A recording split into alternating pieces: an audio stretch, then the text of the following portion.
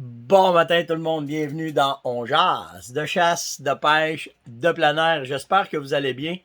Quelle journée hier qu'on a eue, là, on est allé faire de la motoneige, puis on est allé voir des nouveaux. J'ai trouvé des nouvelles places pour aller scouter, mais je pense qu'il y a du monde. Il y avait bien des pancartes, fait que ça va être un projet à suivre là, pendant le printemps, pendant l'été. Puis peut-être pendant l'automne. On n'investira pas tout de suite dans ce territoire-là avant de savoir vraiment qui est-ce qui est là et comment est-ce que c'est. Mais quand même, ça fut une très belle journée. Pas trop froide, c'était correct. Puis là, ben, il y avait le redout qui vient d'arriver là, qui était là. Mais quand même, ça a été vraiment nice. Puis trouver une coupe de signes intéressants, vraiment intéressant. Hey, les signes les plus drôles que j'ai trouvés. On fait de la motoneige, ça terre chez nous, on fait le tour des clôtures, puis le kit. Il y a un spot qu'on va pas. Parce que ça donne pas, là. Juste simplement, tu peux pas faire tous les raccoins tout le temps. On arrive là, moi puis Samuel, on tombe sur deux méga scrapes sur un arbre, à peu près gros de même, en avant de chez nous aussi. Fait, ben, tabarouette. Ils sont venus là, puis ils sont venus niaiser là. Fait que, tu sais, des fois, on pense que ça se passe à l'autre bout du monde, ben, il est en avant de la maison, le tabouère. Fait que, vraiment drôle, vraiment, vraiment drôle. Puis naturellement, ben, c'est à cause des clôtures aussi, là, que ça attire les bocs des environs, puis qui viennent pour les femelles, mais j'ai fait ben tabarouette. Il était direct en avant de la maison, puis nous autres, on le courroyait dans les montagnes. Euh, Plusieurs questions, vraiment, ça déboule le matin. Je vais revenir un peu sur l'UPF, mais pas beaucoup, parce que ça me tente pas un matin de. Il y a des journées que ça te tente de brasser, mais un matin, je fais le plus relax et c'était un beau dimanche. Mais beaucoup ont réagi sur le live de l'UPF que les gars ont fait avec moi pour jaser de comment ça s'est passé. Fait que, tu sais, ça vous donne une idée un peu comment est-ce que ça se passe. La question du jour que j'avais faite avant avec la FDCP pour voir les communiqués, puis comment est-ce que les communiqués de la FDCP se rendaient. Je sais que c'est pas un sondage scientifique, là, mais tu sais, de vous demander de répondre. J'ai eu plus que 300 personnes qui ont répondu. Puis tout un par un, là, je les ai faites. J'ai qui l'avait vu, qui l'avait pas vu. Puis à date, la FDCP rejoint à peine 8% de l'audience que j'ai demandé ça. Fait que, tu sais, ça vous donne un peu l'idée comment est-ce que les communications sont peut-être délaissées. Puis il faudrait peut-être que le monde s'ajuste. Il n'y a pas juste les lettres. euh, les lettres là, que tu envoies par courriel ou ce qui se passe dans les magazines, par les médias sociaux, probablement que la FDCP devrait faire ses devoirs pour pouvoir rejoindre plus leur audience, puis être capable de faire passer plus les messages pour tenir tout le monde au courant. Mais on a déjà parlé de ça, là, la FDCP là-dessus, ils ont des lacunes sérieuses, puis il faudrait peut-être qu'ils se battent le cul pour pouvoir aller passer les messages et les envoyer. Puis la façon que c'est fait, puis comment est-ce que c'est une autre chose. Mais fait que c'est ça. Je ne m'attarde pas là-dessus. Par contre, j'ai fait un peu de. Quand ça vient me chercher, des fois, là, je me laisse aller un peu là, dans le langage. Et il y a eu quelques sacres qui sont sortis. Et je m'en excuse parce que ma mère m'a envoyé une chaudière de savon. Et la prochaine fois, elle va me dire de me prendre une cuillère de ça. Fait que je vais y aller mollo. Puis la même affaire pour les péronistes. Là, ceux qui ne savent pas c'est quoi les péronistes. Des fois, j'ai voulu dire l'eau, il y a beaucoup d'eau qui va passer autour des ponts. Puis j'ai dit il y a beaucoup de ponts qui vont passer dans l'eau. Fait que je m'excuse. Ça arrive des fois. Là. On n'est pas. Tu sais, quand que ça roule vite là-dedans, là.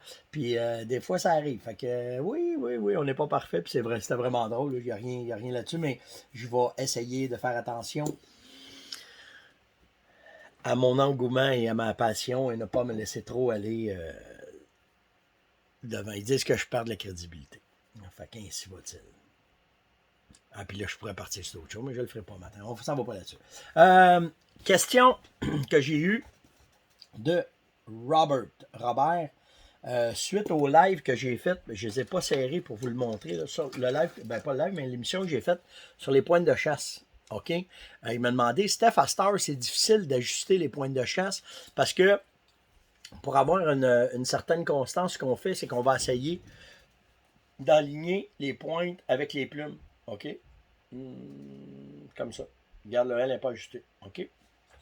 Fait que ce que tu fais, c'est que moi, ce que je fais, c'est que je vais aller me chercher. Juste un instant, parce que ça, c'est dangereux de laisser traîner ça de même. Je les rentre dans mon bureau pour être sûr qu'il n'y ait pas de danger. Mais ce que je fais, c'est que si vous regardez à la base, là, j'ai un petit élastique, OK, que j'achète. C'est des petits élastiques ronds qui servent pour les pointes. Puis, ce que tu fais, c'est que quand tu visses, l'élastique vient de mettre ta tension sur ta pointe. OK? Puis quand tu commences à sentir qu'il y a une résistance, bien simplement, c'est là que tu vas venir prendre ma plume coquin là. Puis, je vais juste le faire là. Et voilà. Fait que là, ben, ma pointe, elle est très, très bien alignée avec ma plume. Puis simplement, c'est fait avec le petit élastique, ça fait un job. Parce qu'à cette heure, les Hertz en dedans des flèches sont collés avec une colle. Avant, c'était de l'époxy, on chauffait. On était capable. Mais chauffer le carbone, tu peux plus faire ça à cette heure. Fait que ce petit truc-là avec les petits élastiques, ça fait un job. Ta pointe est solide, tout est fait, puis ça va super bien. Ça ne change pas la trajectoire à rien, puis ça fait un job. Fait que c'est le petit truc que j'utilise pour ajuster mes pointes. Puis ces petits rings-là, là, vous allez avoir ça. Il y en a partout dans des boutiques de chasse et pêche là, qui ont de l'arc. C'est facile à avoir, vraiment facile à avoir. Suite aussi au live que j'ai fait avec Chasse et Pêche 2.0 sur l'ours, il y a eu beaucoup de questions sur qu'est-ce que j'utiliserais comme produit. Fait qu'on a répondu tout de suite à cette demande-là. Hein. C'est ça la beauté maintenant de pouvoir aller voir vos besoins. Ceux qui vont décider de chasser à l'ours, sur le site de la Fermonnette, vous allez avoir cet ensemble-là d'essais. C'est un essayeux, un kit d'essayeux pour l'ours. Mais ce qu'on a fait, c'est qu'on vous a mis de quoi qui est parfait. Pour que si vous allez faire une chasse à l'ours, que vous arrivez sur votre site, ben, s'il y a 3-4 petites bouteilles à avoir dans notre sac, ben, ça va faire la job. Le premier, ben, c'est le nouveau produit Bivium, OK, concentré d'odeur de castor que vous allez avoir dans votre sac. On vous a sorti les 2 urines synthétiques ours femelle mâle. OK? Avec, bien entendu, les phéromones qui vont dedans. Tu sais, quand on parle d'approvisionnement, c'est difficile. Normalement, c'était des fioles avant qu'on mettait. Mais les 5 fioles à cette heure qu'on met avec chaque produit pour que vous en ayez pour 4-5 jours, ben on n'en a plus de fioles. On n'est plus capable d'en avoir. Fait que maintenant, c'est dans des bouteilles comme ça. Puis ce que vous faites, c'est que vous ouvrez le petit capelet, vous mettez 20 gouttes, puis ça équivaut à une fiole. Fait que vous en avez pour 5 fioles dans chaque, contenant. Donc, vous avez vos phéromones.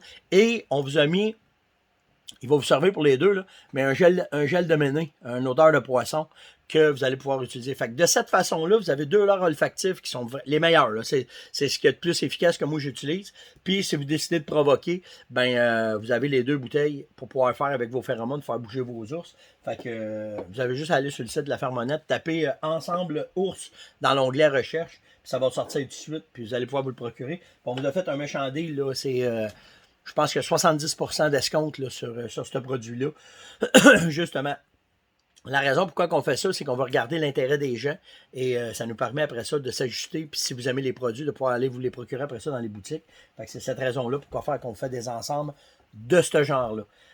Fait que ça, c'est fait.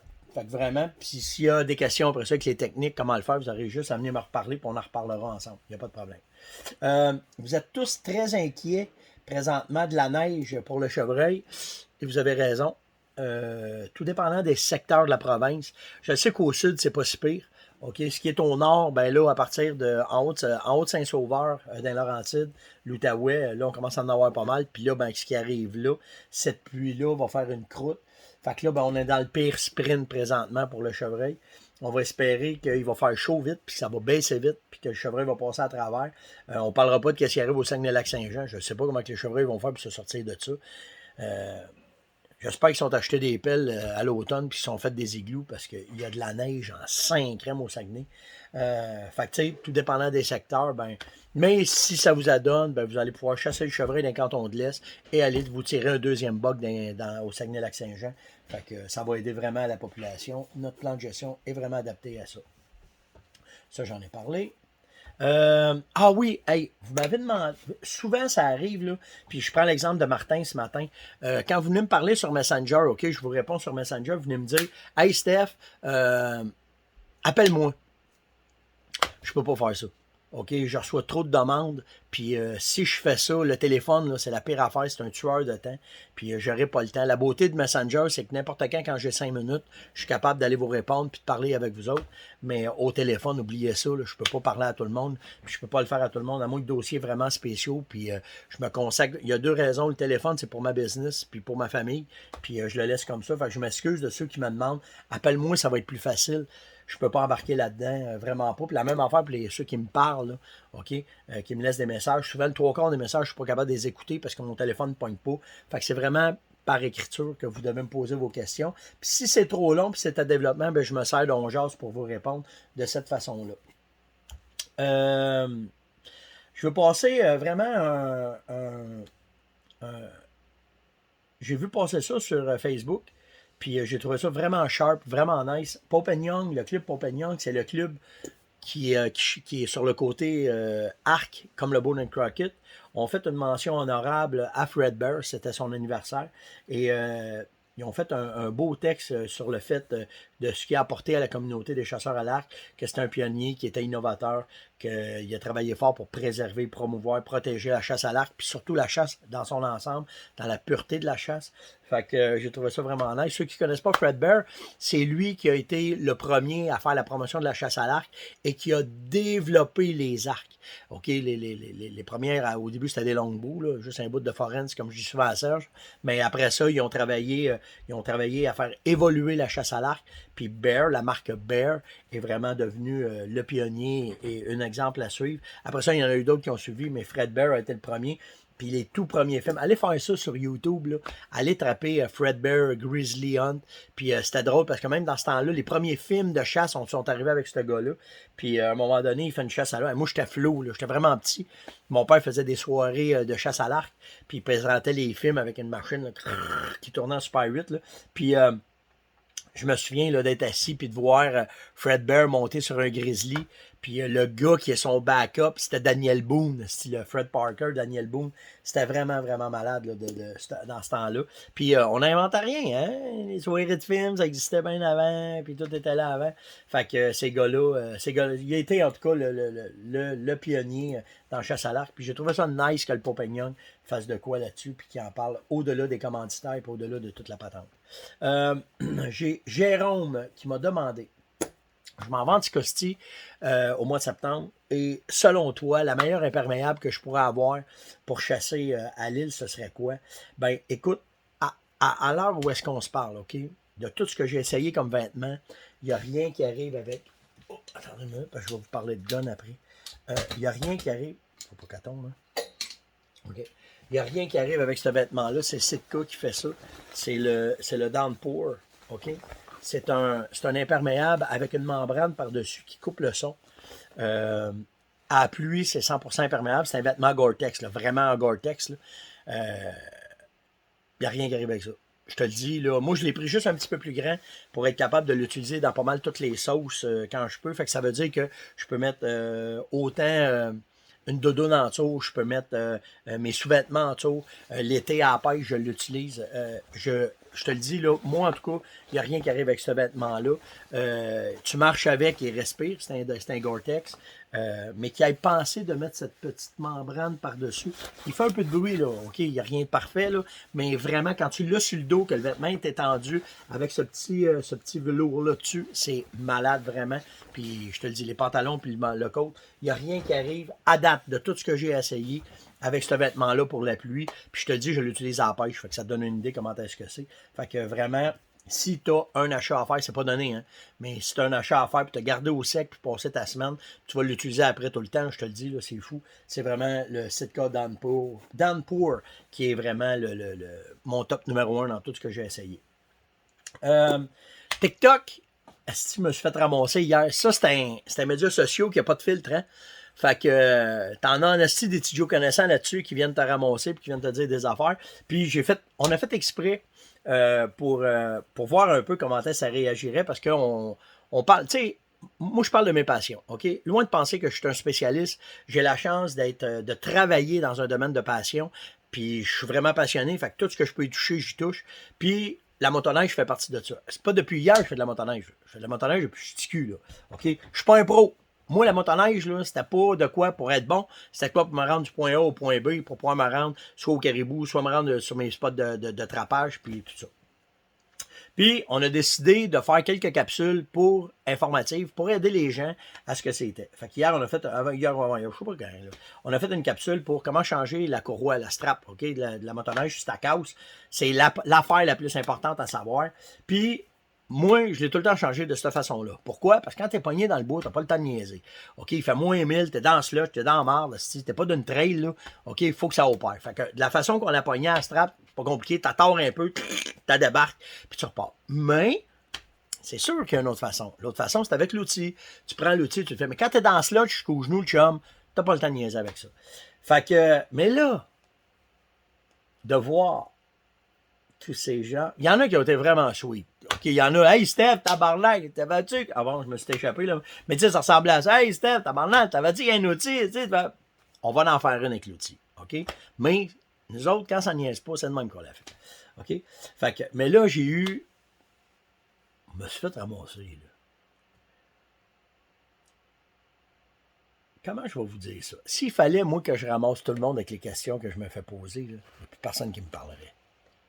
Il y a une façon de dire de quoi, puis il y a une façon. Puis souvent, là, c'est le vieux crouton qui va parler. Les jeunes, il y a une coupe de coups de pied dans le cul qui se paille dans la façon que vous écrivez vos textos, OK? Je vais vous dire ça de même.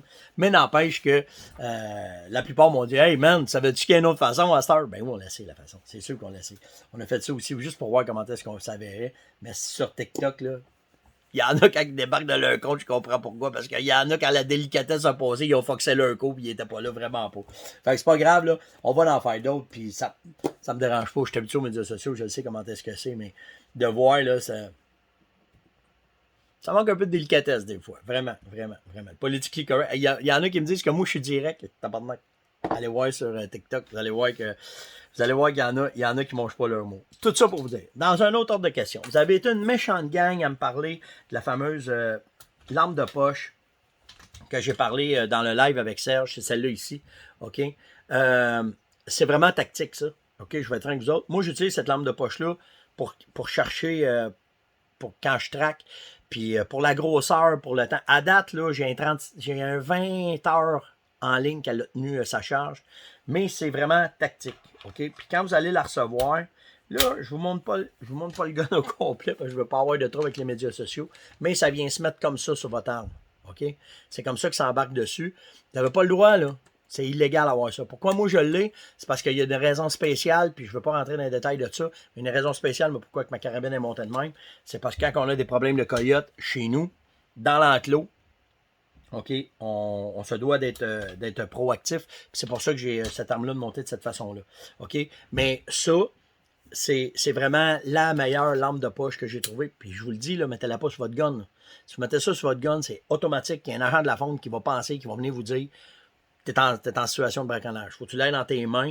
Puis comme ça, c'est la meilleure façon. Mais j'ai jamais eu une lampe de poche qui est claire comme ça. Regardez, là, ça blasse bien raide. Là, ça va prendre du temps avant que ça revienne. Là.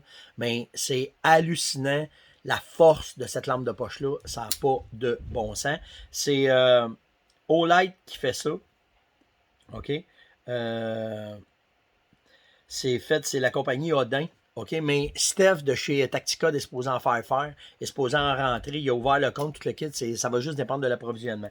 Si, admettons, Steph va me le dire quand il va l'avoir, là, OK? Si c'est possible de les avoir. Sinon, ceux qui en veulent vraiment, c'est pas donné, hein? C'est pas une flashlight à 6$, là. OK? Sauf que ceux qui sont intéressés par ce genre de lampe de poche-là, pour la force quand on est dans le bois, ben vous pourrez me contacter, puis je vous dirai où est-ce que je l'ai acheté directement. Là. Mais la braquette, là, oubliez ça, mettez pas ça. Vous allez passer. C'est sûr qu'il y en a un jeune vous arrête. Sûr et certain. OK? C'était l'ongeance de ce matin. J'espère que vous avez apprécié. La question du jour. Hey, j'ai même pas pensé. Ah, ben tiens, en relation avec ce que j'ai parlé du Pope Young et de Fred Bear, c'est qui, vous autres, qui vous a marqué comme personne influente dans le domaine de la chasse, de la pêche, que vous avez entendu parler? Tu sais, moi, je pense à Fred Bear, c'en est un, mais tu sais, je pense à Howard Hill dans le cas de l'arc, dans les carabines, tu sais, Bill Jordan fait partie des gars que j'ai le plus écouté. Dan Fitzgerald, c'en est un autre. Là, j'ai dit ça, il y en a qui c'est ça, ces gars-là. Tu sais, c'est tous des gars qui ont influencé ce que j'ai regardé. C'est sûr que les plus jeunes, vous allez me dire d'autres noms. Les plus vieux, vous allez me dire d'autres noms. Ça peut être des Québécois hein, aussi, là. Tu sais, Raymond Carignan, j'écoute ça depuis toujours. Puis les autres aussi, Norman Burns, la même affaire. Mais c'est qui vous a qui a marqué un peu pour vous autres votre chasse, votre pêche depuis le début des temps. Donc, ça sera ça la question du jour aujourd'hui. Likez, partagez, invitez et surtout commentez. C'est ça qui est important. Puis venez commenter la question du jour, ça va être nice. Nous autres, on se parle demain. Ciao!